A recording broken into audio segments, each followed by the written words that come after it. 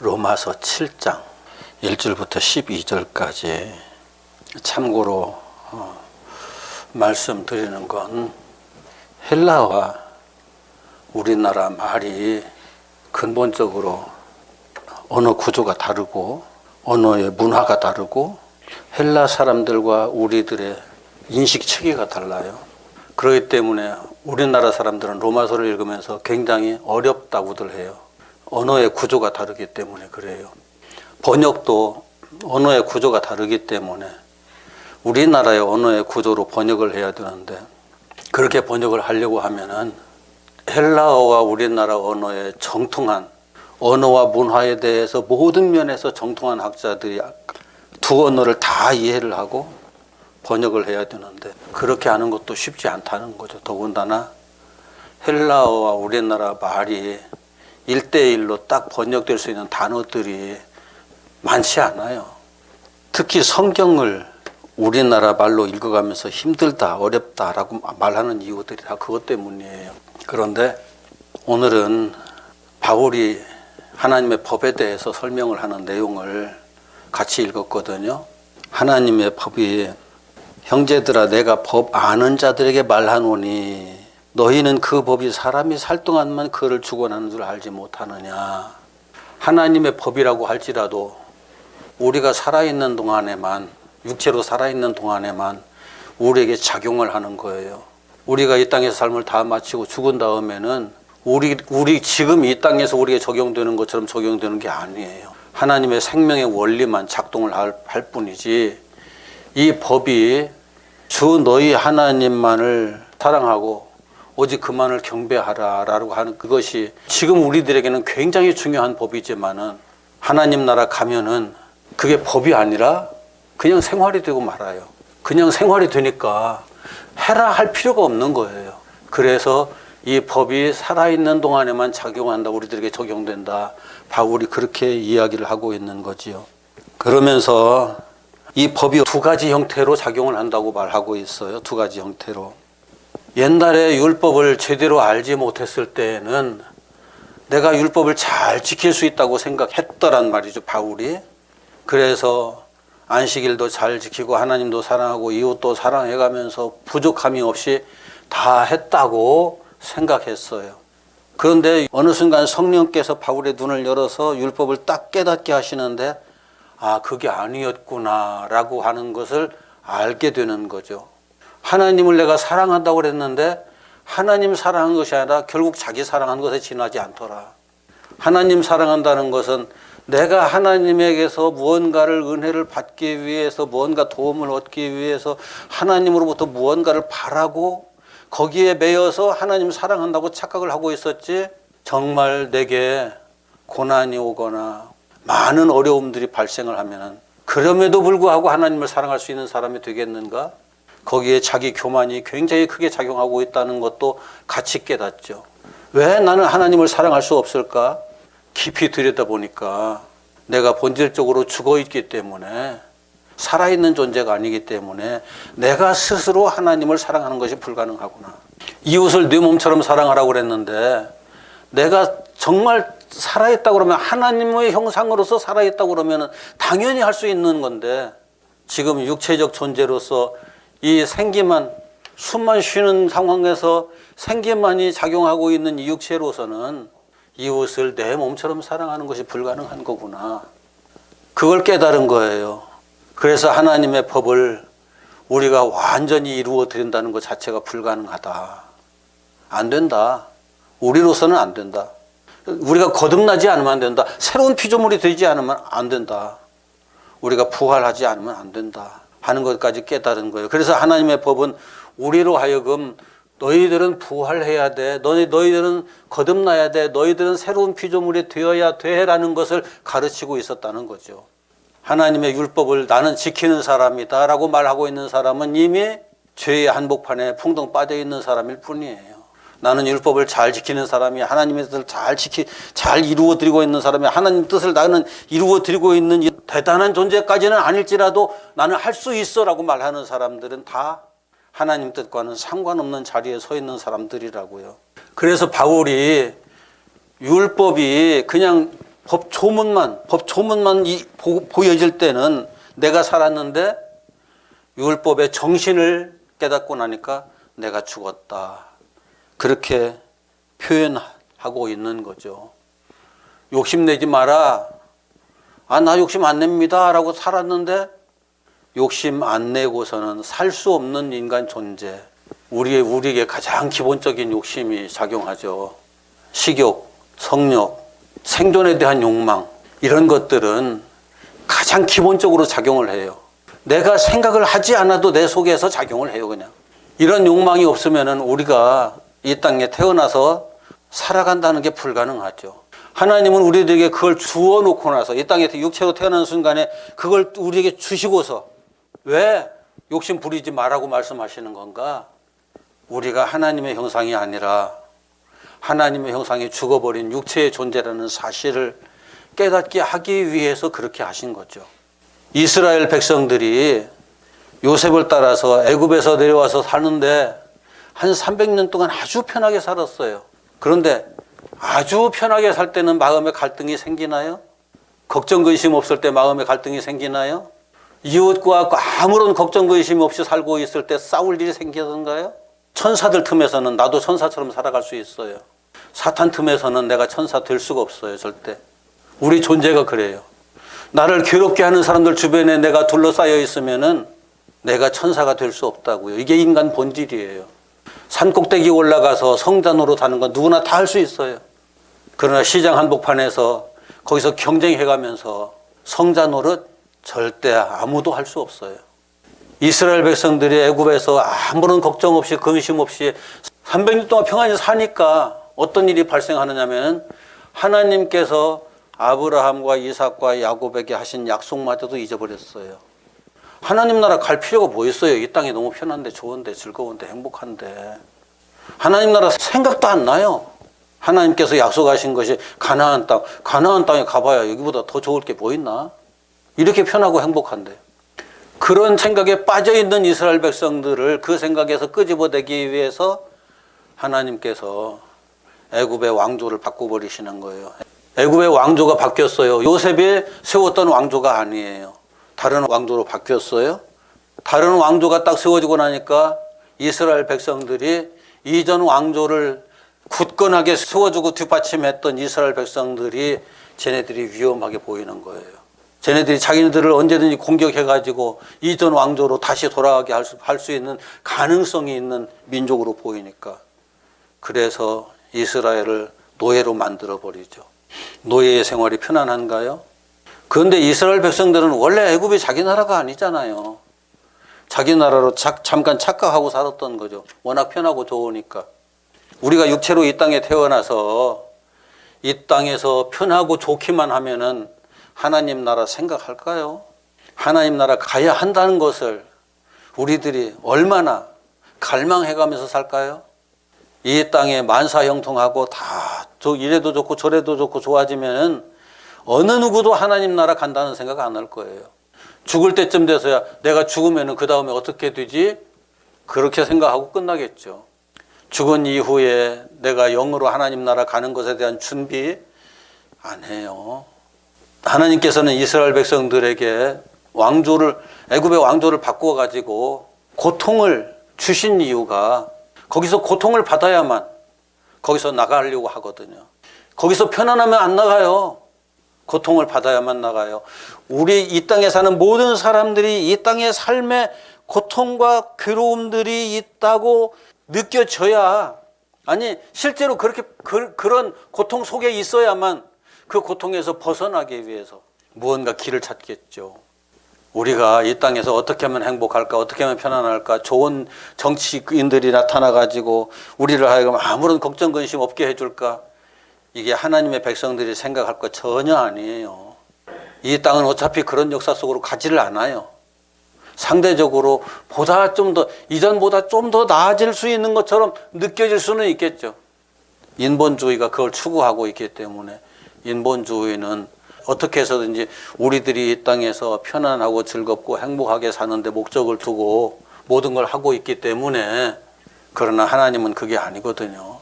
우리가 이 땅에 사는 육신으로 사는 삶의 문제들을 하나 둘씩 깨닫게 하시고 거기에서 벗어나는 길은 육신을 벗어나서 영으로 하나님 나라 들어가는 것밖에 없다는 사실을 알게 하시는 것이 하나님이시거든요.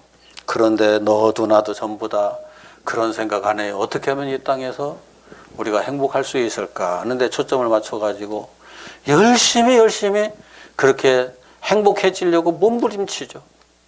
그렇다고 그러면은 하나님은 이스라엘 백성들에게 크게 잘못하신 거예요. 이스라엘 백성들, 그 행복했던 사람들, 그 평안했던 사람들 한순간에 노예가 되게 해가지고 애굽에서 이스라엘 백성들의 씨를 말리는 정책을 표기하셨으니까요. 하나님이 실수하신 건가요? 하나님이 이상한 짓을 하신 건가요? 아니에요. 하나님은 이스라엘 백성들에게 언약을 기억하고 그 언약을 따라 행동하게 하기 위해서 그렇게 하신 거죠. 그런데 하나님의 율법이 적용되면은 우리 모두가 다 그런 사실을 깨닫게 된다고요. 내가 이 땅에서 평안한 줄 알았더니 평안한 게 아니구나. 내 영이 고통스러운 상황 속에 있다는 사실을, 내가 육체의 노예로서 이 땅에서 살고 있다는 사실을, 이 물질적인 세계에 얽매여서 그것에 노예가 되어 살고 있다는 사실을 깨닫는 게 쉽지가 않죠. 그래도 하나님의 사람들에게는 하나님께서 그렇게 하신다고요. 어떻게 해서든지. 육체가 병이 들든지 사업이 망하든지 다른 여러 가지 사회 문제들이 발생하든지 그래가면서 하나님 나라를 지향해서 살아야 할 사람들임을 깨닫게 하신다고요. 하나님께서 이스라엘 백성들이 그 고통을 받고 있을 때 모세를 보내셔요. 모세에게 언약을 먼저 깨우쳐 주시고 하나님께서 이렇게 약속하셨으니 너희들은 나가야 된다는 것까지 다 확인시켜 주시고 모세를 파송하셔요. 애굽에. 자, 우리가 생각해 보죠. 그 어마어마한 능력을 가진 모세가 애굽에 왔어요. 그러면 애굽의 왕들, 애굽의 정치인들 다 때려잡아 버리고 모세가 왕이 돼서 애굽을 하나님 나라로 만들면 안 될까요? 우리 기독교인들이 크게 착각하고 있는 거예요. 기독교 지도자들도 너무너무 착각하고 있어요.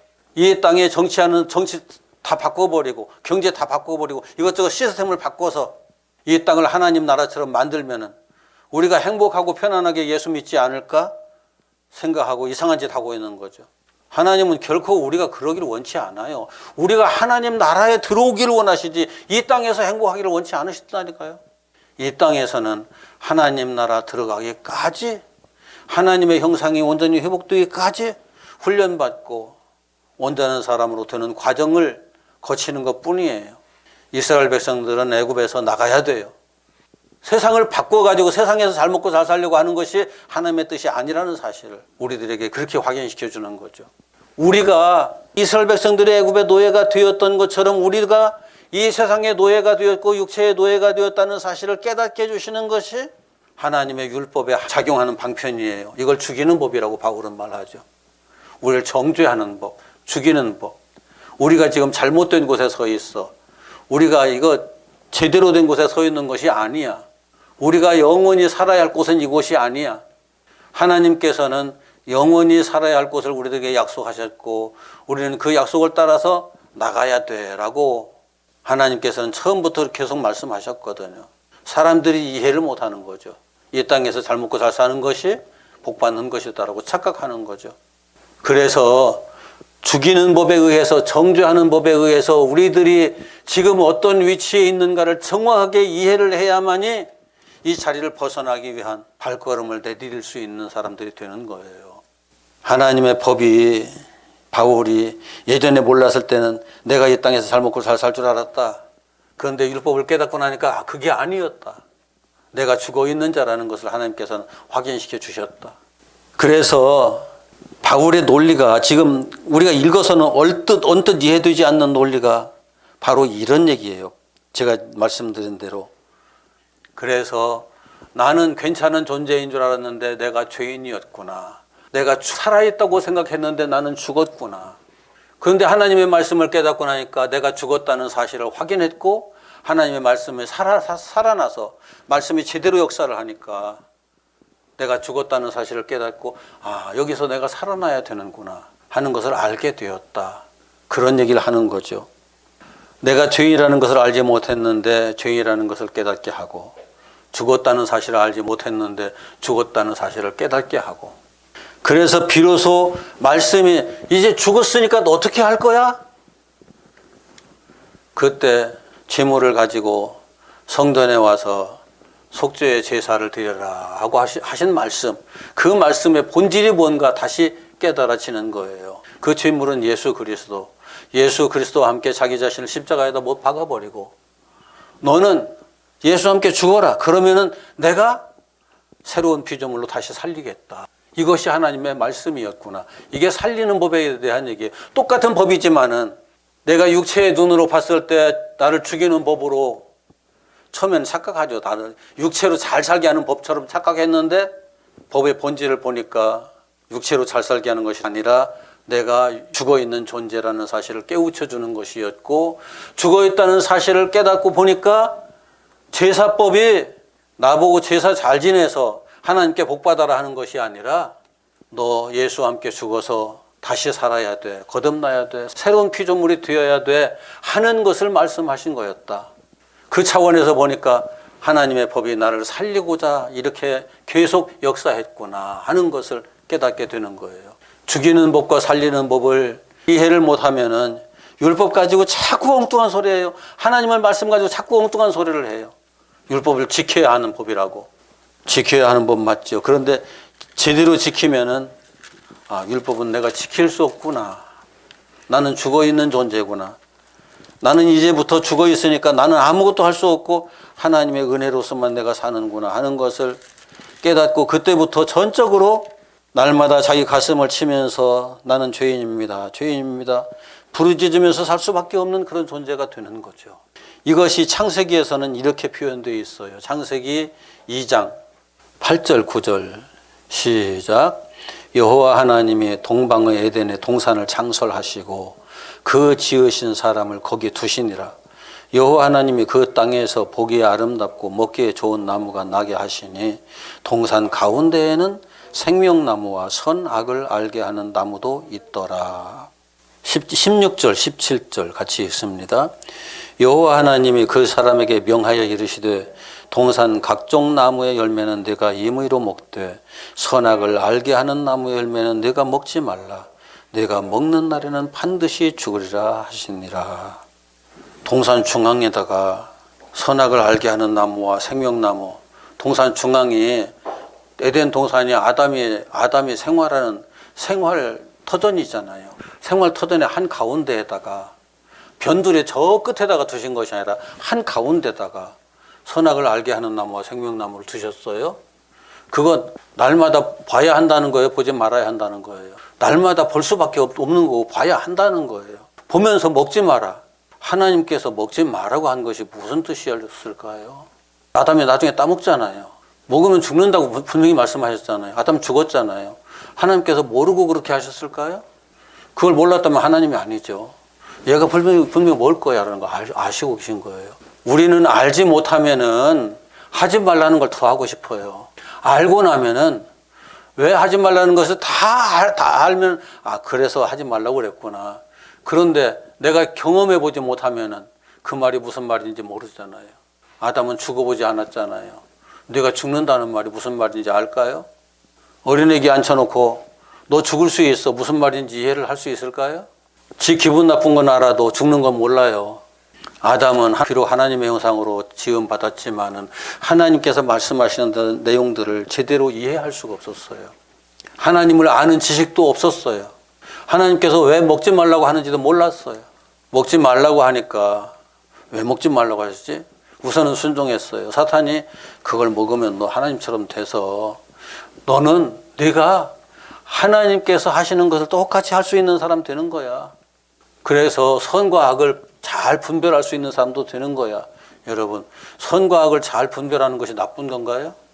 사탄이 우리들에게 죄 지으라고 한다.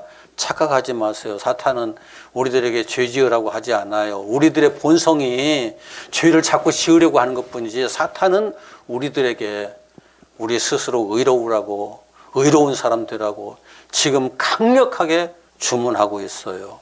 스스로 의로운 존재가 되라고, 스스로 하나님처럼 되라고. 그런데 완벽한 존재, 하나님은 하나님처럼 살아도 되지만 하나님이 아직 못된 존재가 하나님처럼 사는 게 불가능하잖아요. 스스로 하나님처럼 되는 것도 불가능하잖아요. 저는 가끔 이런 것을 이렇게 비유로서 얘기를 해요. 어린애를 놔놓고서 야, 이 녀석아, 어른처럼 일어나 뛰어다니면서 네 할 일 다 해가면서 살아. 어린애기에게 그렇게 말하는 게 맞을까요? 어린애기 분명히 우리의 형상 닮았어요. 똑같이. 우리의 형상이에요. 어린애기도. 그런데 뭐가 부족해요? 아무것도 몰라요. 그럴 능력도 없어요. 아담이 맨 처음 창조되었을 때 뭘 알았을까요? 하나님처럼 살 수 있는 능력이 주어졌을까요? 아니에요.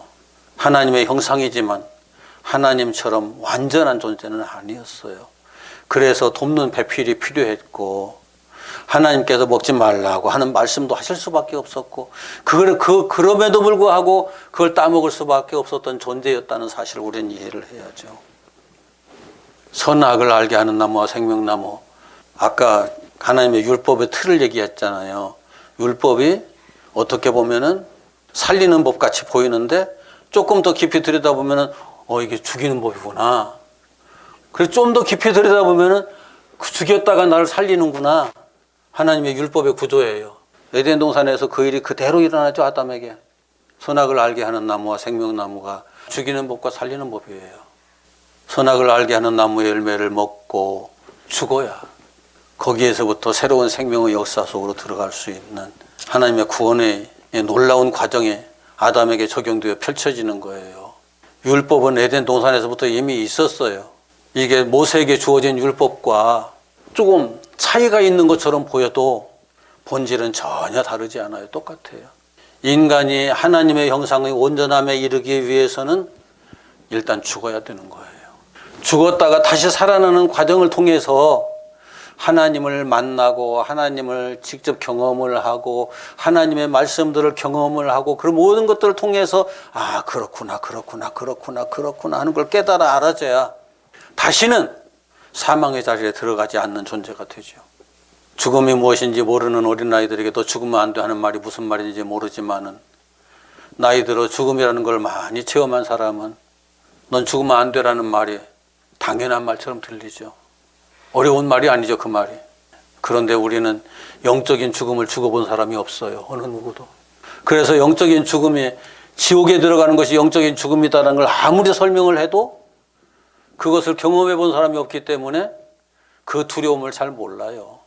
그래서 이 땅에서 육신으로 살면서 영적인 생활을 통해서 성령이 이끄시는 생활을 통해서 간접적으로나마 그것을 자꾸 체험해가면서 이 땅의 삶을 다 마치고 우리가 육신마저 소멸되고 나면은 진정한 죽음의 존재가 되는구나 하는 것을 깨닫게 되는 거죠.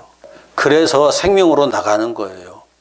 이것을 갈라디아서 4장 21절, 아까 로마서 7장에서 똑같은 이야기를 하고 있는데 이건 같은 이야기지만 다른 색깔로 얘기를 하는 거예요. 21절부터 5장 1절까지 쭉 같이 읽읍시다. 시작. 내게 말하라. 율법 아래에 있고자 하는 자들아, 율법을 듣지 못하였느냐. 기록된 바 아브라함에게 두 아들이 있으니 하나는 여종에게서 하나는 자유 있는 여자에게서 났다 하였으며 여종에게서는 육체를 따라 났고 자유 있는 여자에게서는 약속으로 말미암았느니라. 이것은 비오니 이 여자들은 두 언약이라.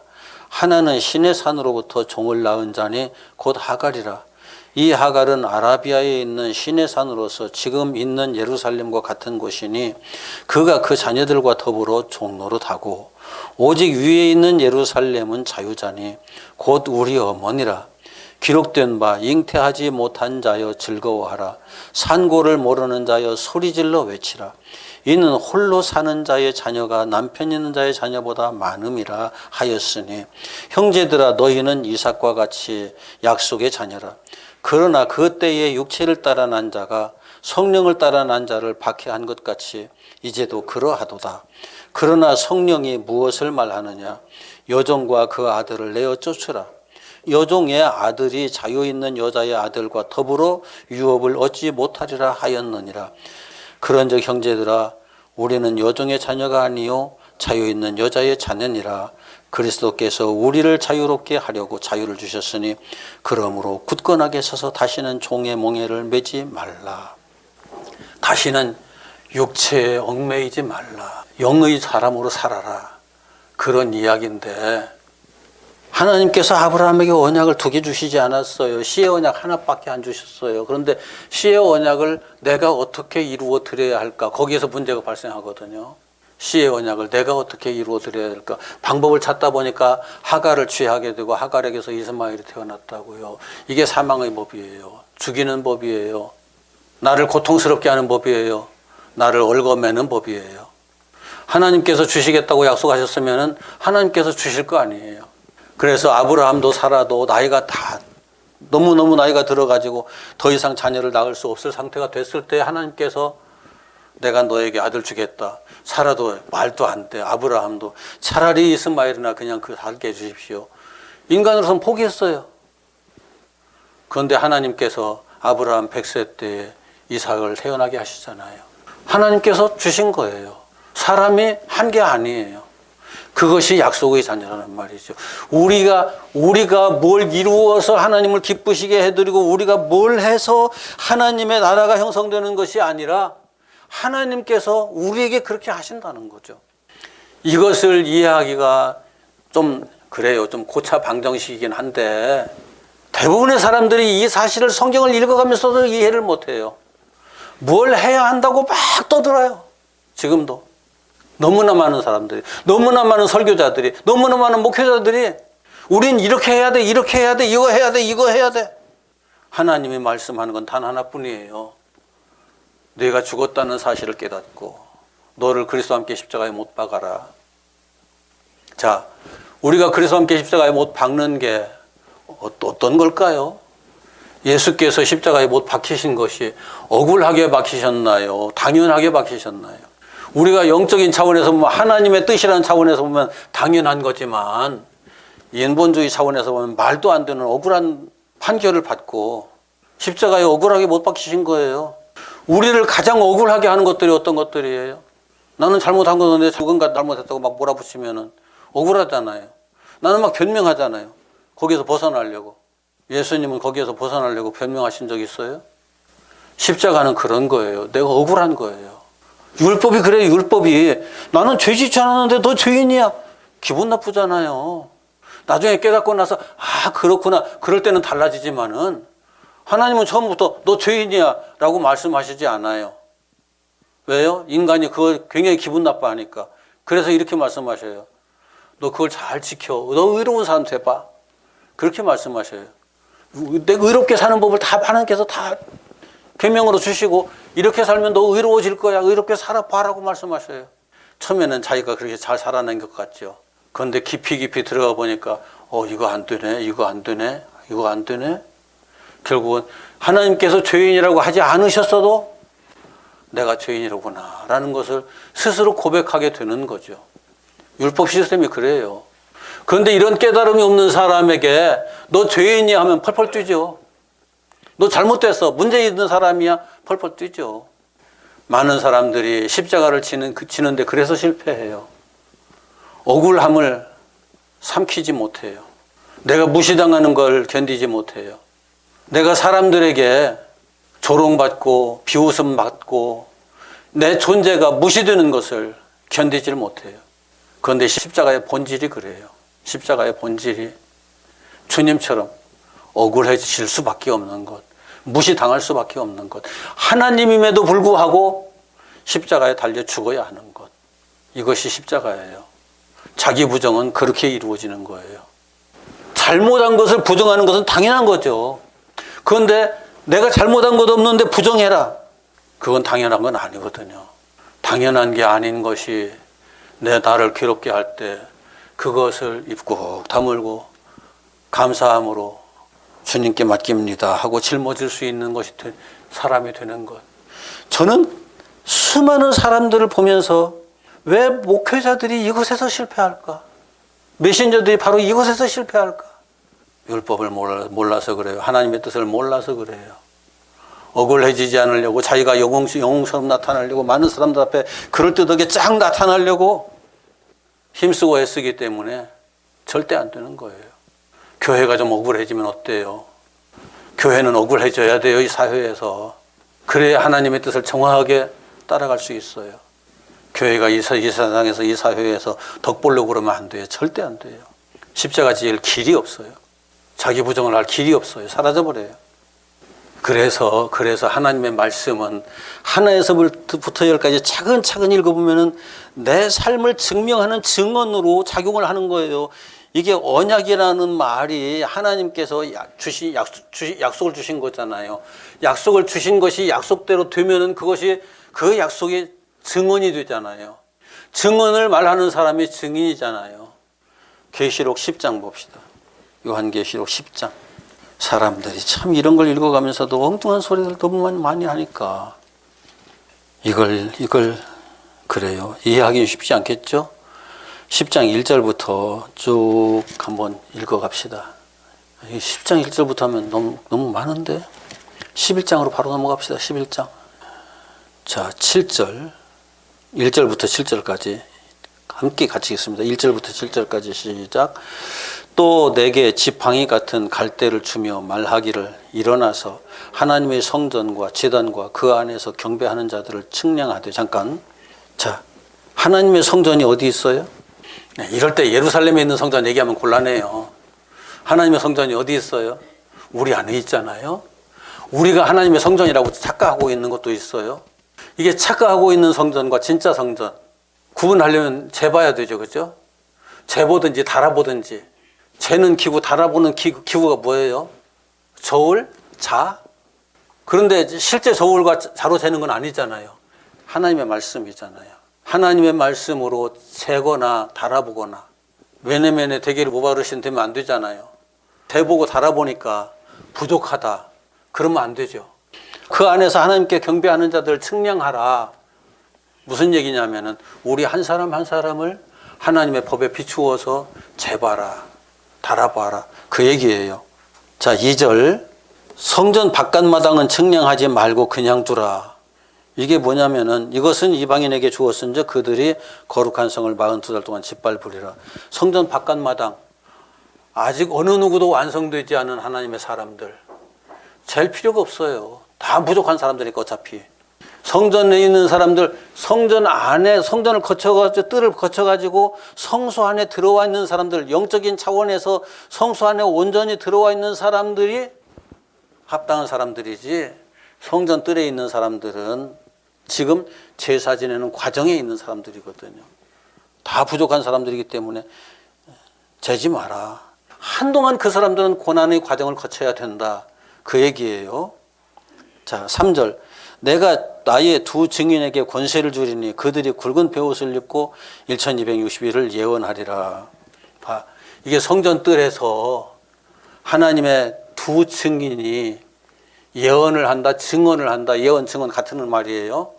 하나님의 말씀을 계속 그 사람들에게 들려주어서 너희들이 부족해서, 너희들이 죽어서, 너희들이 지금 거듭나야 된다는 사실을 계속 확인시켜 주는 거예요. 그러면은 여기 이 과정을 잘 거치고 나면은 살아서 성소에 들어갈 거야 라고 얘기를 해주는 거죠. 이게 증인의 역할이에요. 하나님의 말씀의 본질이 그렇고 하나님의 말씀의 본질을 깨달은 메신저들이 전하는 메시지가 이래야 되는 거예요. 4절. 그들은 이 땅의 주 앞에 서 있는 두 감람나무와 두 촛대미. 두 감람나무가 둘이고 촛대가 둘이에요. 이게 다 에덴 동산에 선악을 알게 하는 나무, 생명나무 둘 숭고하고 하나님의 법이 죽이는 법과 살리는 법 두 법이 작용하는 것도 똑같은 얘기예요. 만일 누구든지 그들을 해하고자 하면 그들이 입에서 불이 나와서 그들이 원수를 삼켜버릴 것이요 누구든지 그들을 해하고자 하면 반드시 그와 같이 죽음을 당하리라. 하나님의 법을 해하려고 하면은 하나님의 법이 뭐예요? 로고스, 원리, 원칙. 원리와 원칙이 깨져버리면은 어느 존재도 살아남지 못하죠. 그 원리와 원칙은 끝까지 스스로 보호하고 우리가 또 보호를 해야만 우리들이 그 원리와 원칙에 의해서 로고스에 의해서 살아날 수가 있는 거예요. 이 원리와 원칙을 해하는 사람들은 정말 너무 많아요. 우리 주변에. 6절 그들이 권능을 가지고 하늘을 닫아 그 예언을 하는 날 동안 비가 오지 못하게 하고 또 권능을 가지고 물로 피로 변하게 하고 아무 때든지 원하는 대로 여러 가지 재앙을 땅을 치리로다. 자, 물을 피로 변하게 하고 아무 때든지 원하는 대로. 피는 뭐예요? 구약 성경에서 피는 생명이에요. 물은 이 땅의 원리들이고 이 땅의 원리들, 피는 생명의 원리죠. 이 땅의 원리에 쩔어 사는 사람들이 하나님의 말씀을 듣다 보면은 그 원리들이 하나님의 말씀의 원리로 바뀌게 되는 거죠. 생명의 역사가 그 속에서 일어나는 거죠. 그러면서 원하는 대로 여러 가지 재앙으로 그들을 친다. 땅을 친다. 여기 땅은 육신이에요. 하나님의 말씀은 우리의 육신을 쳐서 깨뜨려서 영의 사람으로 세우려는 역사를 이루어 가시는 거죠. 7절 그들이 이 증언을 마칠 때에 무저갱으로부터 올라오는 짐승이 그들과 더불어 전쟁을 일으켜 그들을 이기고 그들을 죽일 터인즉 무슨 얘기냐면은 우리에게 그 증언이 완성될 때쯤 우리에게서 우리의 무저갱이 그전에 우리 존재 자체라고 그랬잖아요. 그 속에 사탄이 있다고요. 내 존재 속에 사탄이 있다고요. 사탄이 저 밖에 있는 어느 게 아니고 내 안에 사탄이 있다고요. 내 안에 사탄이 끌려 올라와가지고 밖으로 나와가지고 못 살겠으니까 끌려 나와가지고 이 증인하고 싸우는 거예요. 말씀하고 싸우는 거예요. 말씀하고 싸워서 말씀이 죽은 것처럼 본질을 제대로 보면은 우리의 안에서 일어난 영적 전쟁이 어떤 전쟁인가 하는 것을 너무나 리얼하게 다 드러내는 거예요. 드러내면서 그 결과 내가 그리스도와 함께 십자가에 못 박혔나니 나 자신을 십자가에 못 박는 과정이 진행되는 거죠. 나를 십자가에 못 박는 것은 천사가 못 박는 게 아니에요. 내 원수들이 나를 십자가에 못 박는 거예요. 그게 증인들이 죽는 것으로 이렇게 표현되어 있어요. 그런데 하나님께서는 그를 다시 살리시죠. 11절 3일 반 후에 하나님께서 생기가 그들 속에 들어가매 그들이 발로 일어서니 구경하는 자들이 크게 두려워하더라. 하늘로부터 큰 음성이 있어 이리로 올라오라 함을 그들이 듣고 구름을 타고 하늘로 올라가니 그들이 원수들도 구경하더라. 이게 거듭난 부활에 대한 얘기예요. 하나님의 말씀이시잖아요. 말씀이 육신이 되어 오신 분이 예수님이잖아요. 우리가 그 예수님과 하나가 되잖아요. 그래서 그 예수님과 함께 하늘로 이렇게 올라가는 거예요. 그 말씀이 우리가 말씀의 존재가 되어 하늘로 올라가는 그러한 상황들을 계시록에서 이렇게 표현하고 있거든요. 에덴 동산에서 있었던 선악을 알게 하는 나무의 그 역사가 모세의 율법으로 이어지고 모세의 율법에서 바울이 설명하는 것처럼 죽이는 법과 살리는 법으로 작용하는 것들로 나타나고 이것이 계시록에서는 두 증인의 역사로 이렇게 이어져 가면서 우리들에게 진리가 무엇인지를 확인시켜 주는 거죠. 얼마나 이 말씀이 이해가 되는지 모르겠는데요. 계속 듣다 보면은 제가 이렇게 드린 말씀에 그 핵심적인 흐름이 어떤 흐름인지 이게 성경 66과 전체의 흐름이거든요. 이것만 정확하게 이해를 하고 있으면 성경을 읽어가면서 엉뚱한 소리 하나 할 수 있어요. 우리가 목적하는 것은 하나님의 율법, 선악을 알게 하는 나무, 생명나무, 하나님의 율법, 바울이 말하는 죽이는 법과 살리는 법의 역사 속에 들어가서 계시록에서 말하는 두 증인의 역사 속에 들어가서 새로운 피조물로 나타나게 되는 부활체로 나타나게 되는 영적 부활체로 첫째 부활이라고 계시록에서는 그렇게 이야기를 하죠.